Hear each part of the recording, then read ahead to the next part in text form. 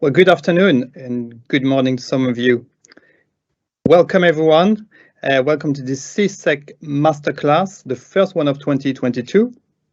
And Happy New Year to you. Good health. Thanks for joining us. My name is Benoit Heynderickx. I'm a principal analyst at the ISF, the Information Security Forum, and I'll be chairing this session. So in this masterclass, we'll be joined by Paul Schwarzenberger. Paul is a cloud security architect and engineer with 20 years experience. He's been leading security engagements, cloud migration projects for customers across sectors, various sectors, including government, financial services, energy sector. He has an in-depth experience of all the major cloud platforms, AWS, Azure, and Google Cloud Platform. Paul has numerous security cloud qualifications, certifications, including an MSc in Information Security, MCIS, so he's a full member of CSEC, CCSP, CSSP, and professional architect and security certifications across multiple clouds. In this session, Paul will be looking at the three major cloud providers and their security features. AWS, Azure, GCP security. And he'll be using live demonstrations. Paul will compare the security architectures and features for identity, private networking, content delivery networks across all the three clouds. So as you can see by the number of attendees as well, going up and up, it's an extremely popular in-demand session. We're really looking forward to this session. Before I hand you over to Paul, we're going to hear from Amanda Finch, the CEO of CSEC, who's going to say a few words about CSEC. Amanda? That's lovely.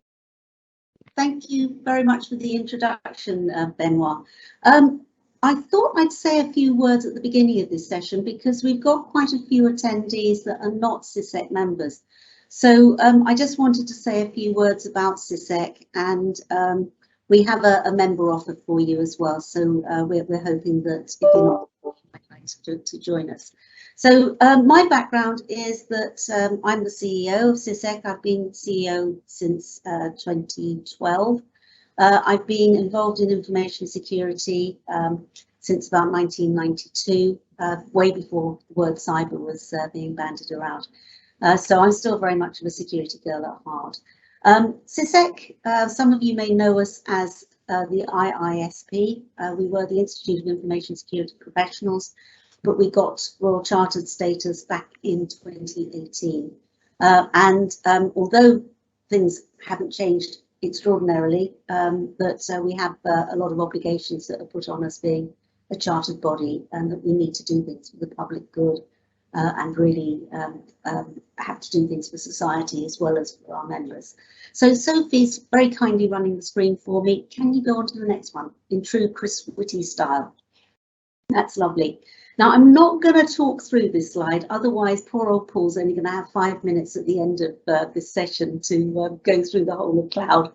But basically, these are the objectives that we've got as a chartered body.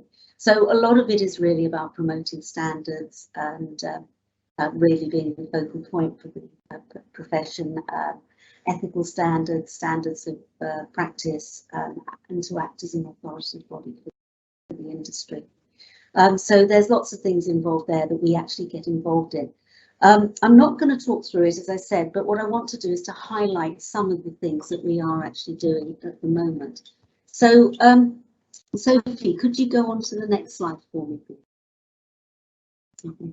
So just to give you a bit of an idea of the organisation, we represent about 25,000 people across our various networks. We work with individuals, corporates, and academia, and we try and bring all of these pieces together. So with our corporate membership, we work with organisations to help them develop capability within the organisation and to build their teams. We also work with the thought leadership side of things as well, particularly with solutions providers to help share knowledge. We try and bring corporates and academia together because that's brilliant as well.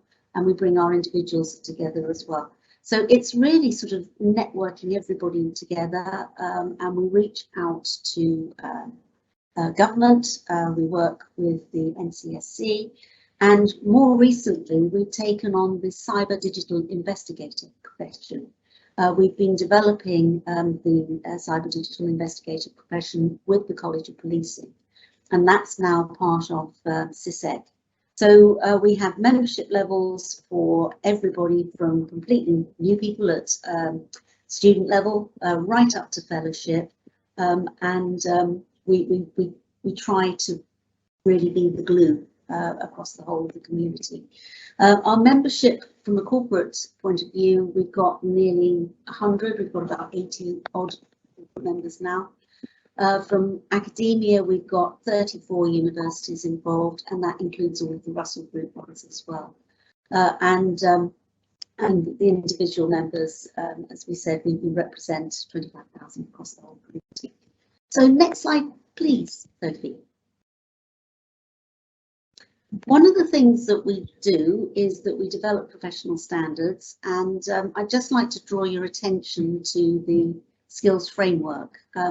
We started the development of the skills framework about 15 years ago, and we got the best brains in industry, academia and government together to look at all the different skills that make up the security profession. And we grouped them under headings of security management, risk management, secure development, and so on and so forth, as you can see on the slide there. And the reason that we wanted to do that was that we wanted to be able to benchmark people to see where they were in their professional development. But we also developed it so that we could accredit people for their skills and their competency.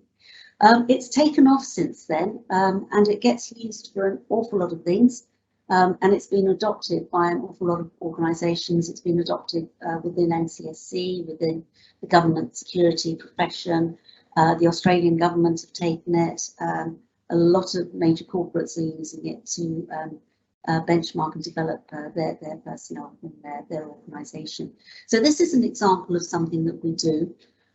It's got 15 years of investment. It gets reviewed regularly. If you try to add up how much money had actually been invested in it, we'd probably be talking well over £1 million. And we use it to, as we said, to accredit people, but we've also found that we can use it for a variety of reasons. We accredit training courses against it, and we develop a lot of pathways. Our pathway development is based on that. It's been taken by the apprentice schemes. All of the cyber apprentice schemes are in one way or the other based on the skills framework. So it's quite ubiquitous in many ways, and it's probably in places that you don't expect it to be. So the way that it works is that you've got your groups of skills areas under the various categories. We then look at competency from level 1 to 6. So 1 is just knowing a little bit about something. 6 takes you right up to being the expert in the field. So the Pauls and the Benoits of the world are level 6 in particular areas of the skills framework. I'd like to go on to the next slide, please, Sophie, which takes one of the areas and it explains how really the skills framework works. So we've taken their threat intelligence assessment and threat modelling. So that's part of the risk management discipline.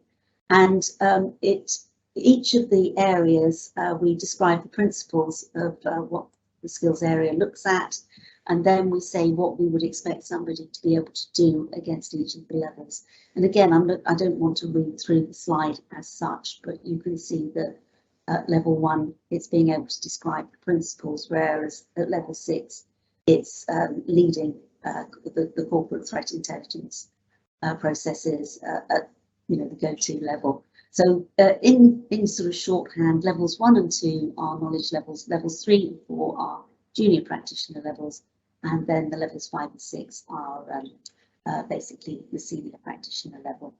In terms of translating that to membership, we would expect full members, which we will be aligning with charter status when it becomes available. We would expect full members to have expertise at levels 5 and 6 for some areas of the skills framework.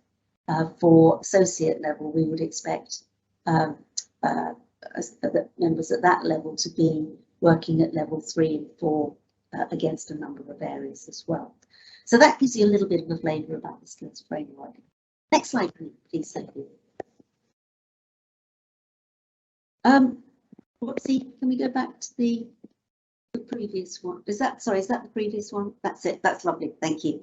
One of the things that we do is we put a lot of store by supporting people through their career development.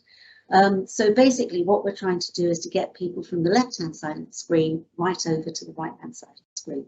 So we have a number of development programs. Again, we're working with apprentices through our apprentice program, which we launched this year. And we've been running a successful associate development program with our corporate members for a number of years now.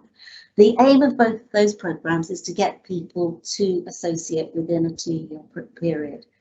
Similarly, when we're working with our academic partners in universities, again, what we're trying to do is to get them to an associate level as quickly as possible so that we can get them with accreditation and letters after their name.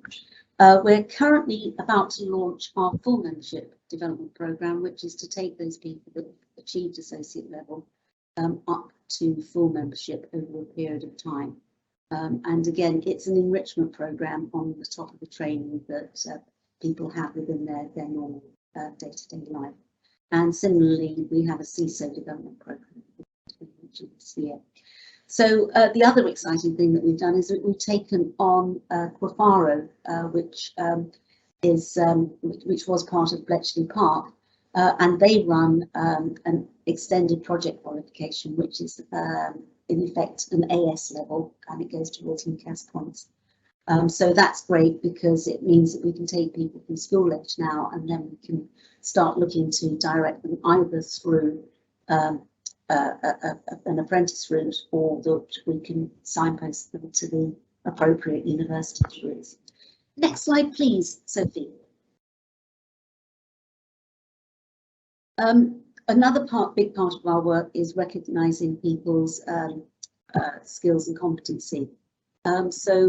We have an extensive programme of recognising people to associate level, full and fellow. We accredit people for the NCSC Certified Cyber Professional Stream, and that's moved from job roles to specialisms, and DISEC full membership is one of the prerequisites for that. We talked about the Cyber Digital Investigator profession as well, which was originally designed for law enforcement, but is now being extended to the whole of the protect and pursue community. So it's everybody that's involved in investigating cyber incidents, and we align the accreditations with them with our full member and our fellowship and associateship. So if people change tracks, which people tend to do within their careers, they can keep their accreditations even if they don't want to maintain the certifications. Next slide, please, Sophie. The other thing that we do a lot of is really trying to attract talent to the profession. We run seminars on that. We run an annual survey as well. We have a bunch of interest groups which focus on obviously particular areas. We've been doing a lot in the thought leadership area, that we run many webinars.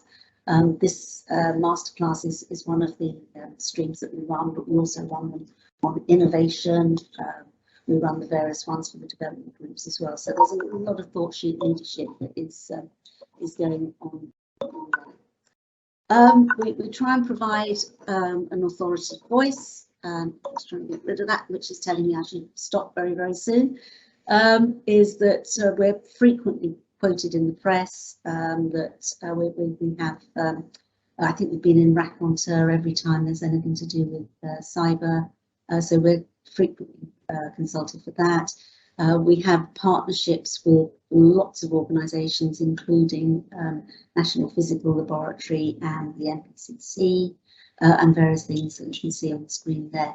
So we're sort of, again, this glue bringing everyone together, and we do work within diversity inclusion, because we're very, very much committed to cyber being able to reflect society.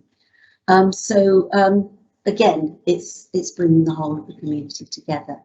And the next slide, please, Sophie. And this is the last slide. How are we doing, Benoit? Is all okay on the Western Front? I think we're ready to go, Amanda. So I'll let you wrap up. Thank you. Wind up quickly then.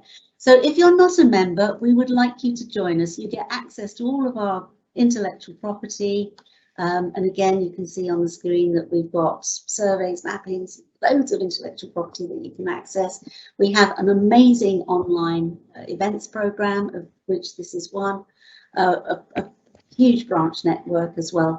And normally to become a member, it's £80 to join as an affiliate, but we're doing a special offer today as you've kindly come along to the webinar, and it's a £60 offer. We just need you to answer a little survey that Sophie's going to send out. But if you've got any queries about anything that we do, or you want some more information, contact us at membership@cisoc.org, and we will be delighted to talk to you. Thank you, and thank you for listening to me. Over to you, Benoit. Thank you, Amanda. We're just about to move on to Paul. I think everyone is extremely keen to hear from Paul now. He joined us. Thank you, Amanda, again for introducing to CSEC. Just two or three couple of housekeeping before I hand over to Paul. You've seen by now that there's a Q&A box in the Teams interface, so please type your questions. We'll try not to take the questions during the session because there's a lot of content, but I'll make sure I filter out the main questions coming out. There might be again quite a lot of questions, so I'll make sure I'll take the most interesting questions from Paul. For Paul, we might overrun a little bit. We had a few technical alignments to do, so that's why we're running a fraction a few minutes behind, so we might overrun a little bit on this session, but bear with us, and I hope you enjoy this session. I'm really looking forward to it. Paul, over to you.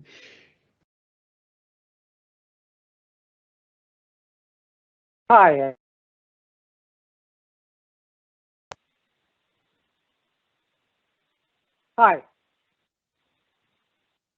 Well, thanks, Benoit, for the introduction. I'm going to go ahead now and share my screen.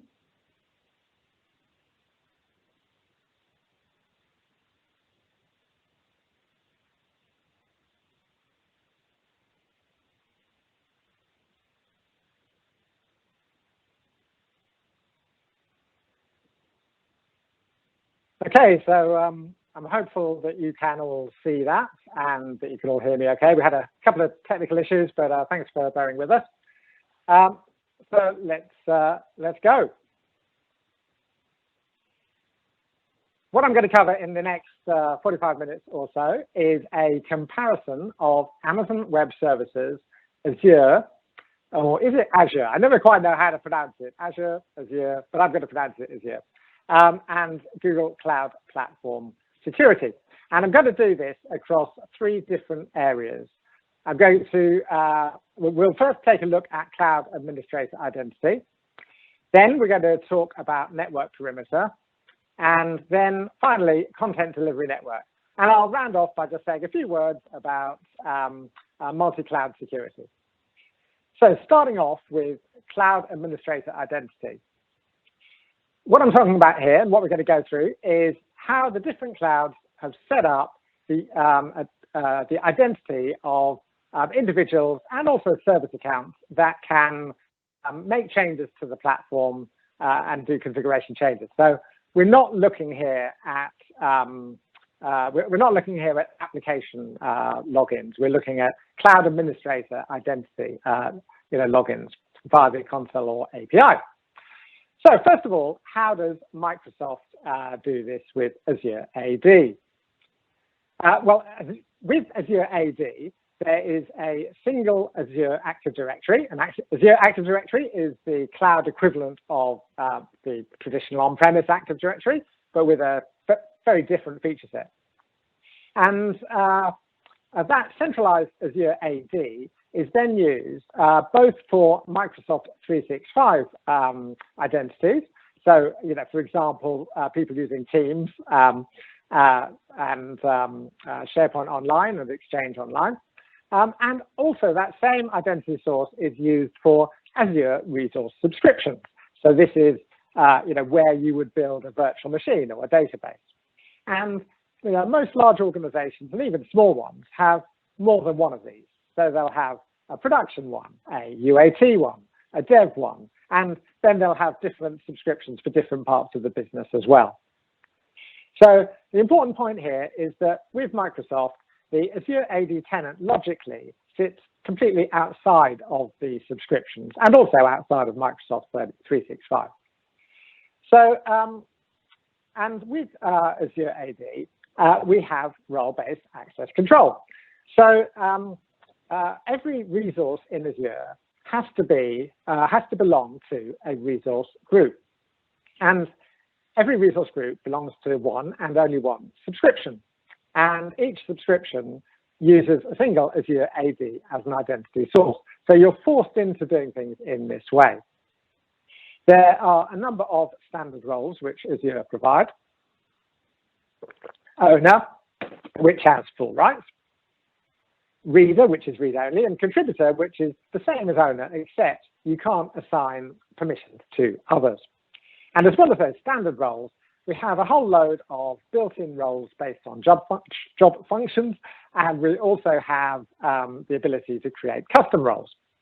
And each role is effectively a set of permissions. As well as all of that, Azure AD has some great security features. We have identity protection, which is the way that Microsoft can identify if your passwords have been compromised, and also alert on events such as anonymous sign-in or impossible travel. We have password protection, which is a great method of preventing users from creating passwords which are easy to guess. And it's caught me out. I chose a password once of Liverpool City 1 exclamation mark, thinking it was secure, but Microsoft prevented me from doing that with password protection. Then we have conditional access, which is part of Microsoft's zero trust strategy. And with conditional access, you can authorize or deny access to particular applications based on device compliance, identity, and location, and put various conditions in place for that access. Very powerful.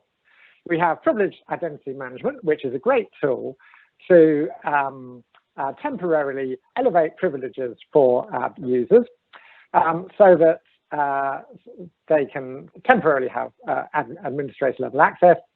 And one of the big advantages of that is that it helps to align, it helps to achieve the security principle of least privilege. Multi-factor authentication makes use of the Microsoft Authenticator app. We have the ability for access reviews to check whether individuals still need particular levels of access by virtue of a particular group membership. Self-service password reset, administrative units, which allows delegation to different parts of the business, and Azure AD Connect, which synchronizes content, synchronizes users and groups and properties of users from an on-premise Microsoft Active Directory. So let's take a look at some of these features. If we go to Microsoft Azure Microsoft Azure, and we then connect into Azure Active Directory, you'll see that we have a whole load of users, as you might expect. We have the ability to put those users into groups, again, as you might expect. We have the concept of external identities, which allows collaboration with other users of Microsoft 365. we have enterprise applications, which allows the use of both Microsoft and third-party applications using SAML with Azure AD as the identity provider. We also have app registrations, and app registrations is Microsoft's terminology for a service principal. So a service principal is for use by a machine, so a non-human identity, and those service principals can authenticate with a certificate or with a client secret, and this is the single place for service principals across all the subscriptions within Azure. They're all held within Azure Active Directory. And then if we go to security, we can see some of the features which I talked about earlier, like conditional access, identity protection, multi-factor authentication, and so on. So that is Microsoft Azure AD. Now, how does that compare with some of the other clouds? Google Cloud Platform has a similar architecture to Microsoft. We have a single Google Workspace, which used to be G Suite, and then before that it was Google Apps for Work, directory, also known as the Cloud Identity Directory. They're essentially the same. It's just that with Google Workspace, you have licenses to use Google apps such as Meet and Chat and so on. And each GCP organization, Google Cloud Platform organization, is aligned to a single Google Workspace or Cloud Identity Directory. And within the GCP organization, we have multiple GCP projects, and they can also be organized with folders or organization units. So that's how that works. And then within each GCP project, there are, as with Microsoft, a number of roles, which again are sets of permissions. The primitive roles are viewer, editor, and owner, similar to Microsoft. And again, like Microsoft, there's the ability to use built-in roles based on job function or create custom roles. And then the roles can be assigned to different levels of the hierarchy, including resources at the resource level, the project level, the organization unit or folder level, or at the organization root. So that's Google. How does that look in practice? If we firstly go to Google Workspace directory, here's my directory. You'll see that I've got a whole lot of users here. This is set up for one of my training courses that I deliver. As well as that, we have various other features, as you might expect, such as groups, organization units, and we have some security features, such as enforcing multi-factor authentication. So that's the directory side of things. Now, what does that look like within the cloud? Well, this is one of my Google Cloud Platform projects, and that Google Cloud Platform project sits within this organization. And this organization is linked to the Google Workspace directory, which I just showed you. So what that then means is, if we stay within one of the projects, and we go to IAM and admin, and then go to IAM, then what we'll be able to see here is permissions given to some of the identities within the workspace directory, such as this one, that's me, for example, and those permissions can be set, as I said, at the organization level, in which case they're inherited by the project and the resource level. So you can see how that all links in. And it's best practice from a security point of view to set those permissions as low as possible in that hierarchy. You'll also see that within the project, so this particular project is called Learn Security, again, for one of my training courses, you'll see that within there, we have the ability to create service accounts. So this is one way that Google Cloud differs rather from Microsoft, in that service accounts reside, within the project, but they can be given permissions to other projects or even at the organization level. So this is an example one which I created to deploy infrastructure as using Terraform. So we've been through Microsoft Azure AD, we've looked at Google Workspace Directory. What about Amazon Web Services? So Amazon Web Services, and bear in mind, Amazon was the very first sort of cloud provider. So, their architecture needs to be sort of seen in that way, really. Has taken a different approach. So they have identity and access management is a feature or a service within each AWS account. An AWS account being equivalent to a GCP project or a Azure subscription, and each account is a hard boundary with a single billing entity.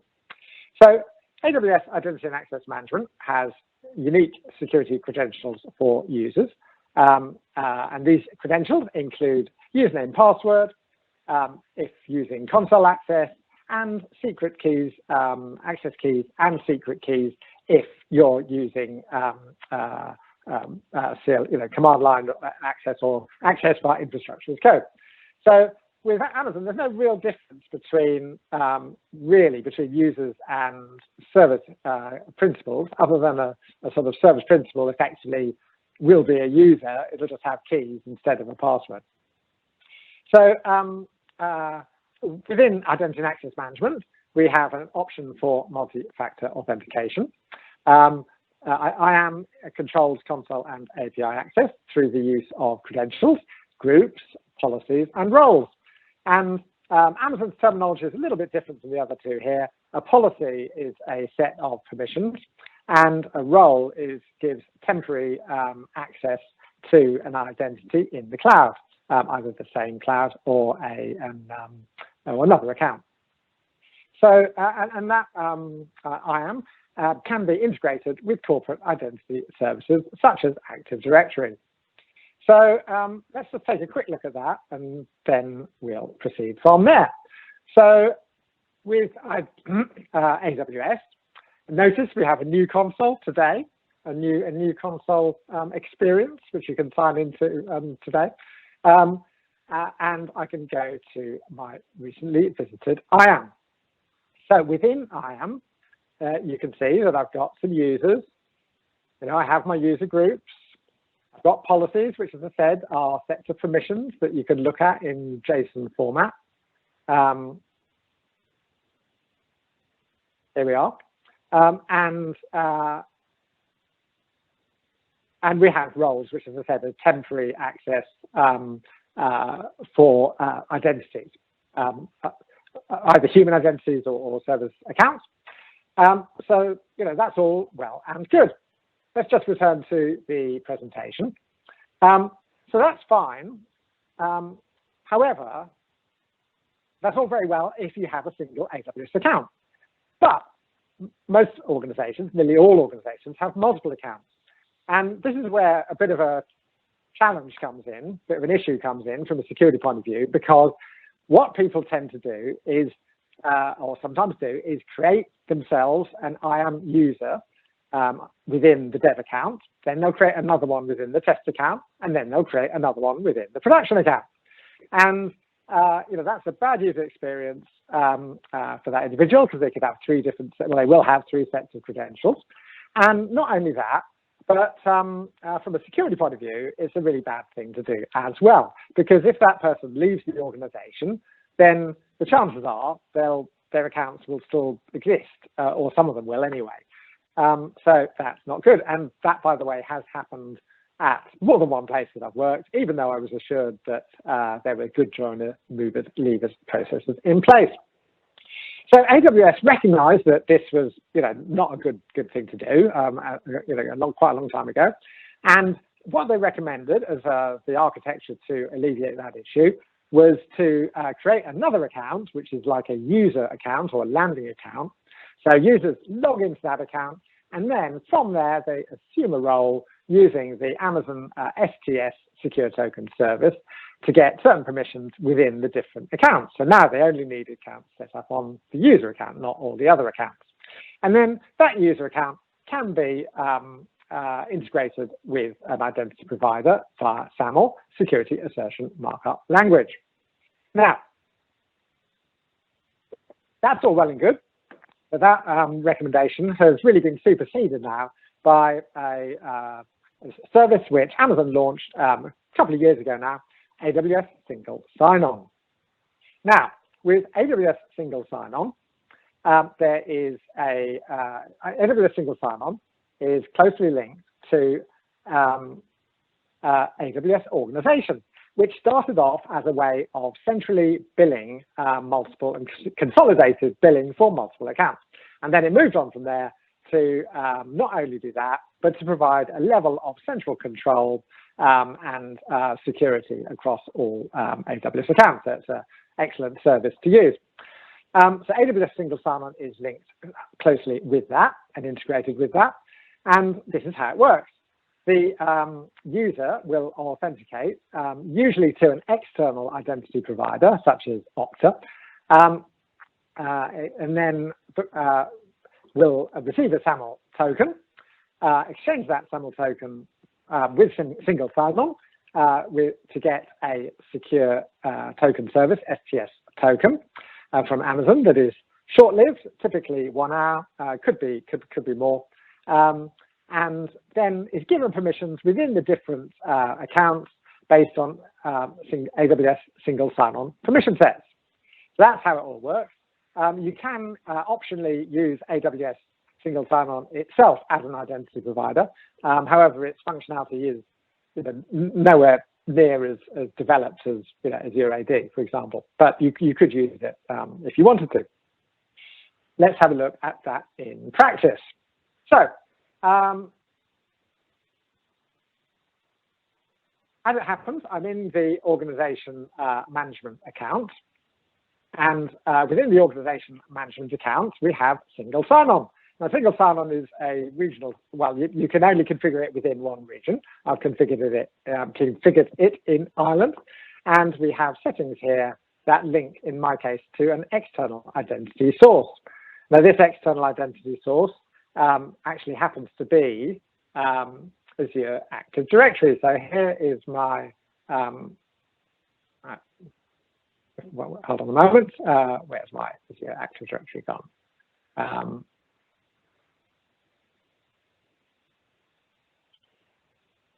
Just 1 minute, I'm just getting that up. Yeah, so this is my Azure Active Directory, and that is used as the identity source.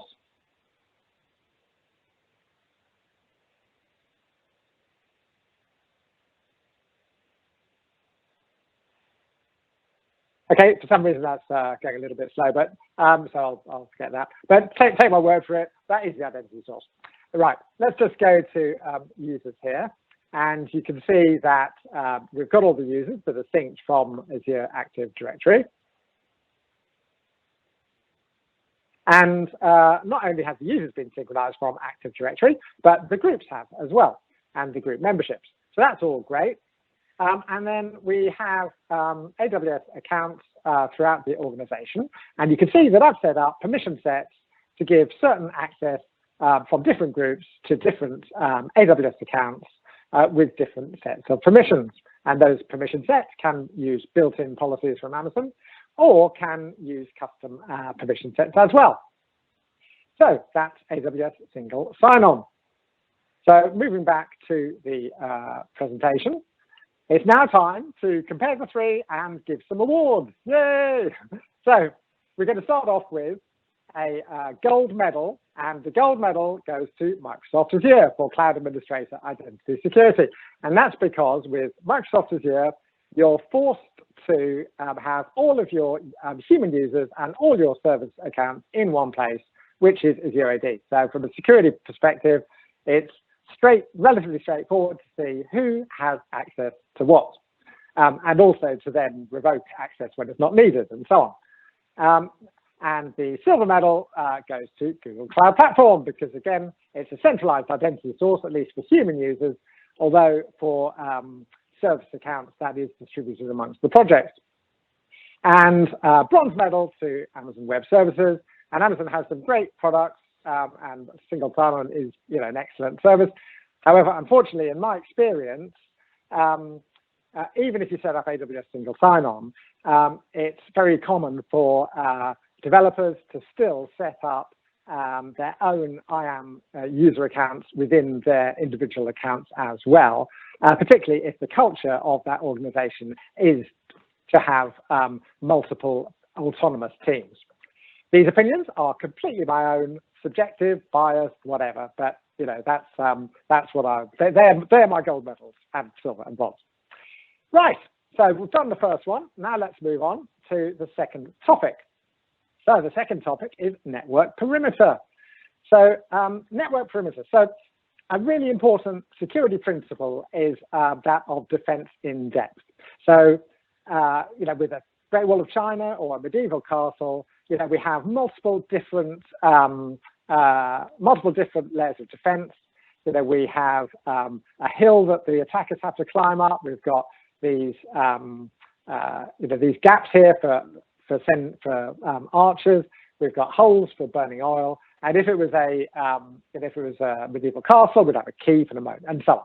So the principle is, you know, if one of those defenses fails, it's okay. The attackers won't succeed because there's another defense in place. And if we look at that from a cloud perspective and a cloud security perspective, the two most important defenses are, firstly, identity and access management. So having to authenticate to get access to a particular resource and be authorized. And secondly, having network level access to actually reach the resource on the network level. And if you have both in place, then that's great, because if an attacker gets hold of some credential, they won't be able to use it from the public internet because they won't be on the right network. So defense in depth.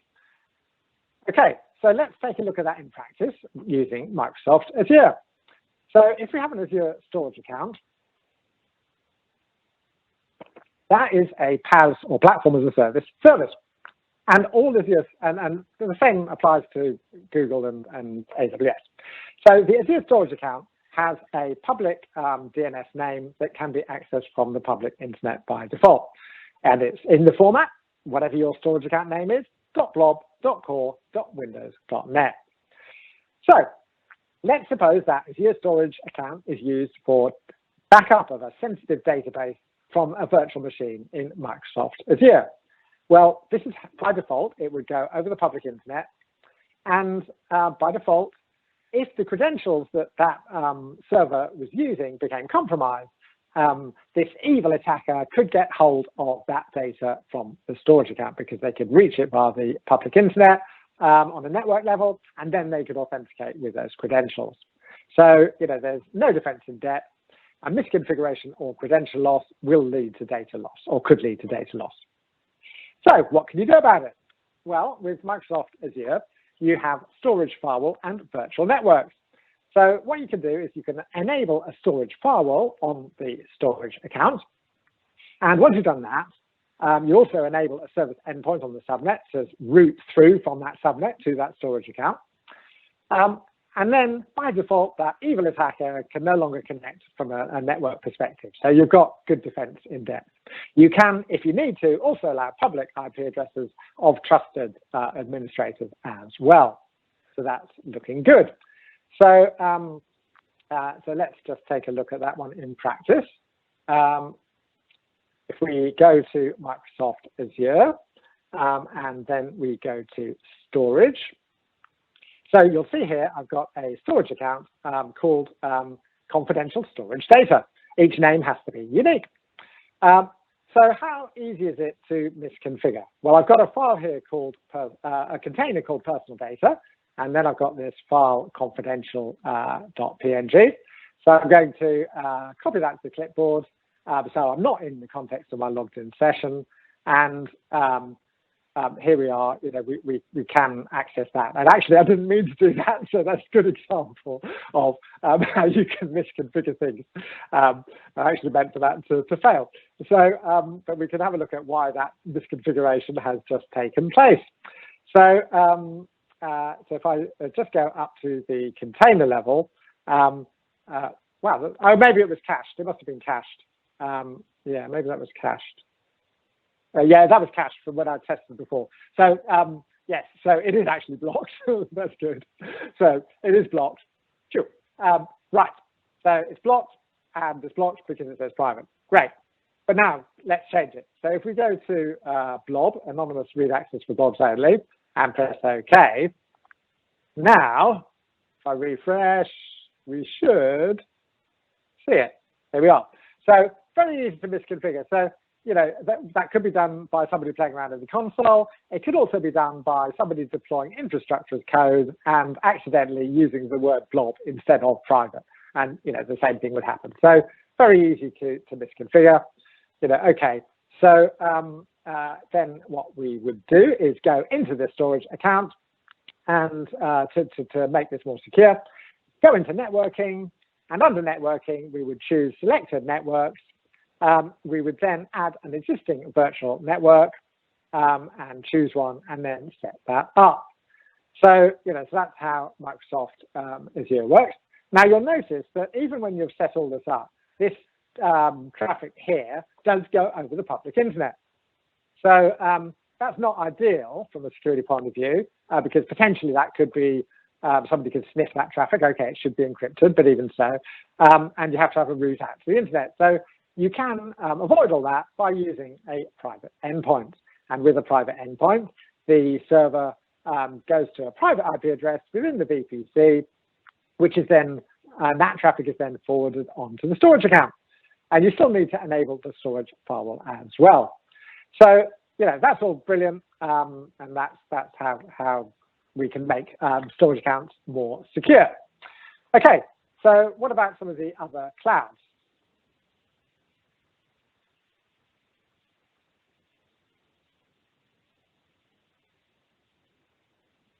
So Amazon Web Services, their approach is similar to Microsoft Azure's. In fact, they came up with all this first, I believe. And they use, their solution is to use a VPC endpoint along with AWS private link. And with VPC endpoint, you can connect over private networks. And they're very powerful VPC endpoint policies, which you can use to restrict access and then protect data. That will also prevent access to AWS PaaS services by the internet. Not all AWS services are supported, but on the whole, most of them are, and there is, you know, very good support for this architecture. So that's Amazon's approach. What about Google Cloud? Well, GCP has a fundamentally different approach to this issue. And the way that they approach this is to use VPC service controls. So here's a scenario. We have a Kubernetes cluster using GKE, Google Kubernetes Engine, and that cluster needs to connect to Cloud SQL and Cloud Storage. So quite a common architecture. So what's the problem with this? Well, the problem is that a developer within that project could, if they wanted, create their own personal project and create SQL database and storage accounts in their personal projects, and then write some app within that Kubernetes cluster that gets the data from the confidential data from the corporate database and storage, and then exfiltrates all of that to their own personal project. And by default, there's nothing to stop this happening, and it would be almost impossible to detect. Well, difficult, very difficult to detect anyway, very difficult to detect. Yeah, so that's the sort of the challenge. You know, so how do you stop that? Well, the answer is VPC service controls. So with VPC service controls, you can reduce the risk of data exfiltration, keep data private, and provide that defense in depth as well, because by doing this, you're also stopping direct access via the public internet to those storage and SQL storage accounts and SQL databases. Well, how does that look in Google Cloud? Well, let's find out. We go into, now VPC service controls are configured at the organization level. So we go to the organization, and at the organization level, we go to security, and then from security, we go to VPC service controls.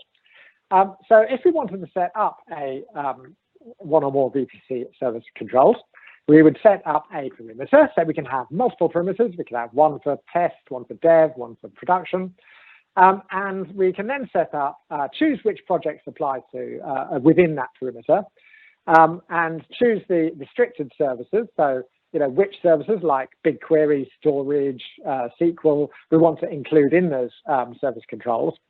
And also which services will be accessed via privately within the VPC. And then we can set access levels and policies. So it's extremely powerful, and it's a central place for controlling and reducing the risk of data exfiltration and putting in place defense in depth. So let's have the next awards. The next awards go to Gold Medal, Google Cloud Platform for VPC service controls. It's very nice to have everything in a central place where, relating to this, that where you can control everything, and it's enforced throughout all the projects, within those service controls. So a very good solution. I would just warn you that if you're going to implement it, and it is good from a security point of view, do test it carefully first in your non-prod environments, because there can be quite a bit of work to get the policies correct. Number 2, silver medal to Amazon Web Services for VPC endpoints. So you can do a lot of configuration with VPC endpoints and VPC endpoint policies. So it's very versatile. However, it doesn't have that centralized level of control which Google Cloud Platform does. And bronze medal to Microsoft Azure. You still can do a lot with their PaaS firewalls, and there's pretty good coverage with Azure too. So again, my personal opinions.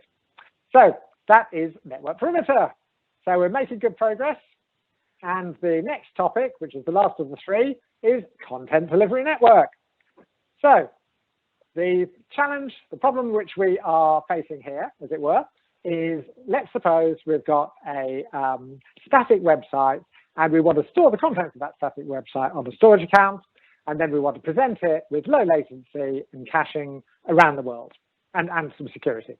So that's what we're trying to solve, the problem we're trying to solve. Now, how would we do it with the different cloud providers?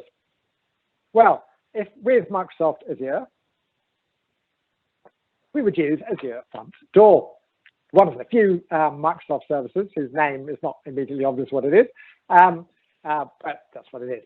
So Microsoft Azure Front Door is a global HTTP load balancer with a single sort of multicast IP address, and SSL offload and app acceleration, and web application firewall and DDoS protection. That is Microsoft Azure Front Door.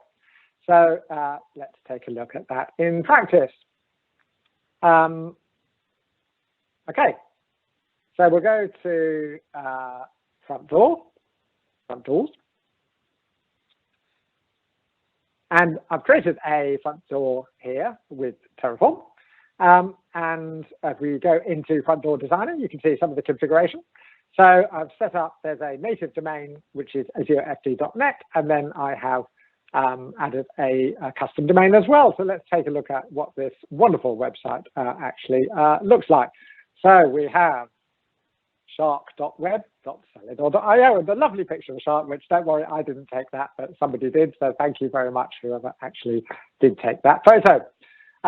And that all works fine. And we've got a certificate here, which is valid and trusted, and the actual content of that is held within a storage account, and the storage account is here. And if we go to containers, there's a container called web, and within there, we've got this picture here. So that is Microsoft Azure Front Door. So now let's move to Google Cloud Platform. So with Google Cloud, you would solve this problem using a cloud load balancer, and a Google Cloud Load Balancer is another global service with a multicast IP address. It can have backends, as shown in this diagram, of app instances, or it can have a storage account, and it could also have Kubernetes clusters and so on as well. But in this case, it's a storage account. And we have a optional cloud content delivery network. which provides DDoS defense against volumetric attacks and protocol-based attacks. We have a web application firewall called Cloud Armor, in which we can set allow and deny rules. We can implement geo restrictions, and we can use pre-configured rules against the OWASP top 10, and custom rules can be created also. So we go to Google Cloud, and we leave the organization now and go to one of the projects within the organization. And if I use the navigation menu, we should find this somewhere down here under networking, network services, and load balancing. I could also just type that into the search bar.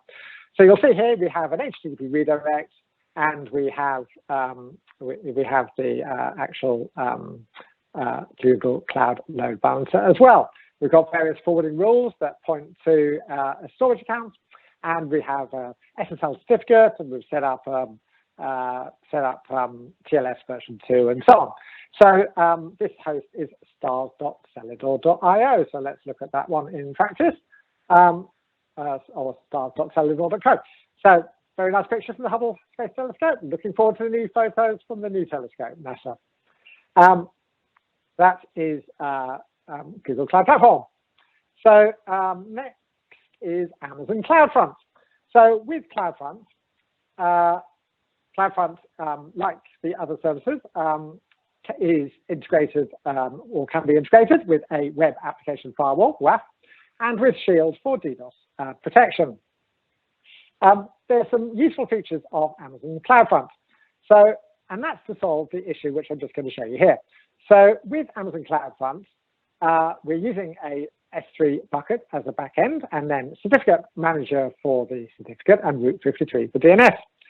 So there's absolutely nothing to stop an individual here bypassing CloudFront completely, whizzing around and just going directly to the S3 bucket. So you can put all the security you like in here, but by default, nothing's going to stop that user just bypassing it and going straight to the S3 bucket.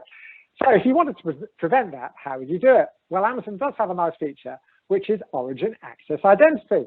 And that provides an IAM identity and associates it with your CloudFront distribution, so nobody else's. And then you can set the policy in the bucket to only allow traffic from that Origin Access Identity. Amazon CloudFront has some other nice features as well, which allowing manipulation of requests and response. And in fact, has 3 different ways you can do things: Lambda at Edge, CloudFront functions, and most recently, security headers. So what does all of that look like in practice? We go to back to Amazon and search for CloudFront.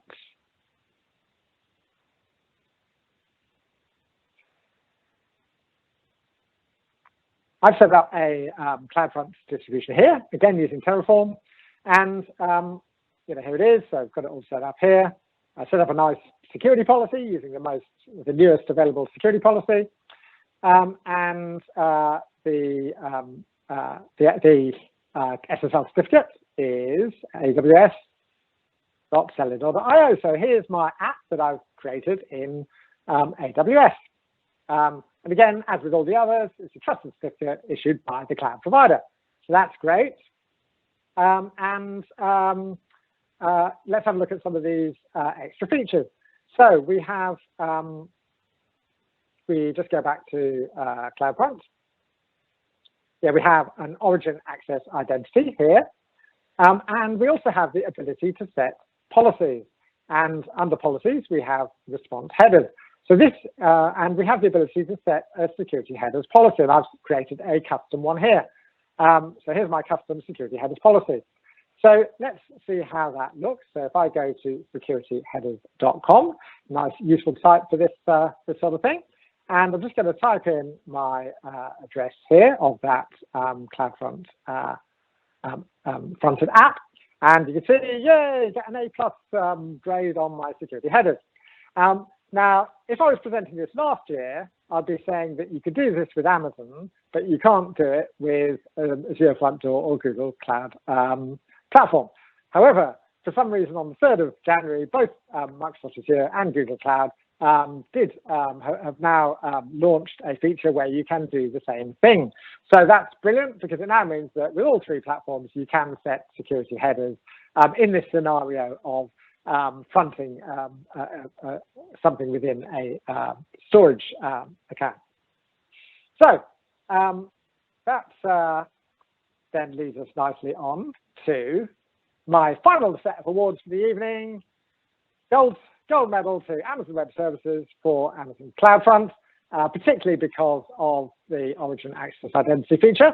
But then, and until last week, they were the first to get to security headers as well.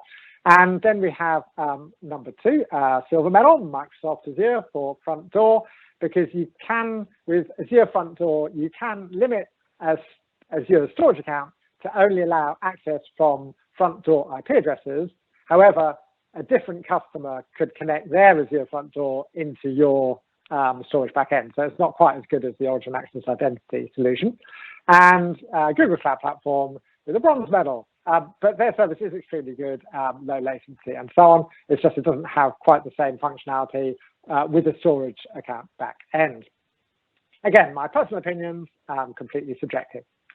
So that's the last of the three.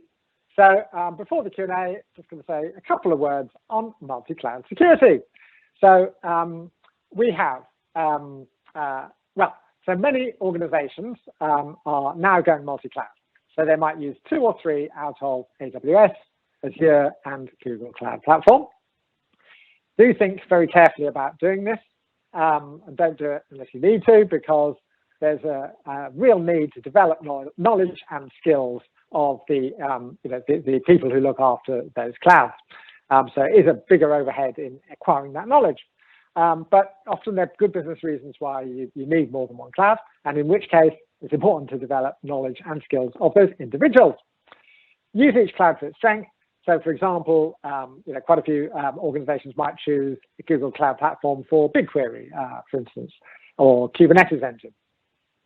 So that's really it. Oh yes, and just consider multi-cloud, when to use multi-cloud tooling, such as Cloud Security Posture Management, where you can get a single view over all clouds. Sometimes that can be useful, but in other cases, it can be more effective to just use the native security tools of each cloud. So, it's worth thinking quite carefully, when to choose one, when to choose the other.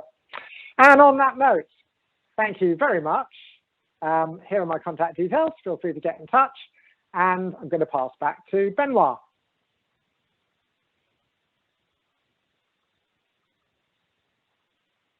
Right. Thank you very much, Paul. Very engaging presentation. Very good use of slides and live demo as we were all hoping for, and can't believe how you jumped through all these clouds. It's quite impressive. Yeah, the Google Cloud, the Azure Cloud, the AWS Cloud. So well done for that. We have a couple of questions. I have some myself as well. As I mentioned, we overrunning obviously a little bit. We're going to try to keep it to the quarter two. But I can see a lot of people are staying with us. So let's start with the first question from one of the attendee. This relates more back to your section on identity and cloud administration. Does each cloud provider have an integration to allow authentication to the other providers? Can you use a single IAM source to manage access to the others? I think you touched a little bit on that, but if you could expand on how we can use one source of identity for the 3 cloud providers. Yeah, sure. So, you'll actually find, if you search on YouTube, last year, the year before last, I presented a talk called Centralizing Identity Across AWS, Azure, and GCP. And you'll find that on YouTube. And that talk was at the Cloud Security Conference, Forward CloudSec. So you'll have no trouble finding that, and that will answer all your questions with some live demos. But the short answer is yes, you can, because all 3 clouds support the use of separate identity providers. And all three clouds support the use of SCIM, which is Systems Across Domain Identity Management for user provisioning, and SAML. So yes, you can definitely do that. So I mean, I've worked with several customers who, for example, have used Azure AD as the, or even on-premise Microsoft Active Directory, then linked to Azure AD, and then gone from Azure AD into either Google Cloud Platform and AWS single sign-on. And that's actually what I demo in the conference talk that I just mentioned. Right, thank you. Thanks for a very, very good answer. So you can definitely do that with all the three providers. It does sound like, I saw from your analysis, that Azure is probably one of the easiest one to use and the more natural one to a lot of organizations, but you could do that potentially also with other providers like AWS and use that as a single source of and identities for their other clouds. Yeah. Good. Moving on to another question. This one relates to the second part of your presentation on the network parameters, the firewall, and that was when you were talking about Azure. The firewall in the Azure demo doesn't look like a next generation type firewall. Is it just a basic firewall? Can it be fooled by IP spoofing? So the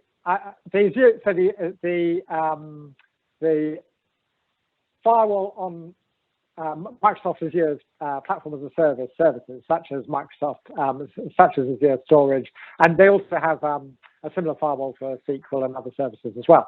So that is a network level firewall. So it's not a next gen firewall; it's a network level firewall. I presume that Microsoft has done a good job and protected against IP spoofing, but I don't know that for sure, but I presume they have.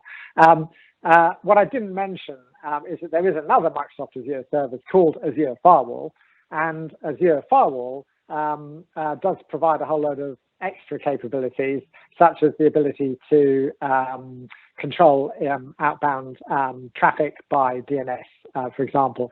So many organizations use Azure Firewall to control, for example, outbound traffic from their virtual machines, but then combine that with the storage account firewalls to prevent direct access to the storage account as well. So you can do both. Great, thank you for that. The next question, just expanding a little bit again on the access control for multiple connections by IP. We're talking about IPv4 or IPv6, or probably both. Yes, I think so. The support for IPv4 and IPv6 does vary by cloud provider, I think, and you'll need to check that.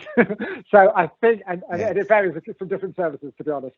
So I know with AWS and Azure, I'm not sure about GCP, but certainly AWS and Azure, they both support IPv6 VPCs or VNets. However, to what extent you can use those in policies and PAS firewalls, I'm not sure. I suspect the PAS firewall is just IPv4, I suspect, but I'd have to double check that. All right, sure. Thank you, Paul. Maybe one or two overarching questions from my side in terms of ranking. I could see that for each section you had a winner. I was trying to work out who is the winner of the three. You didn't give us that, Paul, did you? Yeah, I mean, I think that the message I suppose I'd like to get across is, so if you're considering which cloud to use, all three clouds can be configured securely. So and if you have to meet certain standards, certain like government standards, for example, or NIST or whatever, all the clouds can be configured to meet those standards. So it's really a question from a security point of view. In some areas, there are more straightforward ways of meeting those standards and more straightforward ways of having the assurance that you have met them. So I think that's sort of what I'd say. And bear in mind that, I just picked three things. completely evaluate all the security of all the clouds is an impossible task, because by the time you did this, they'd have all brought out new services and made improvements anyway. So yeah, so what I would really say is any cloud can be configured securely, but do think about how you'll provide that assurance and how much work it might be to configure different aspects to make sure it's secure.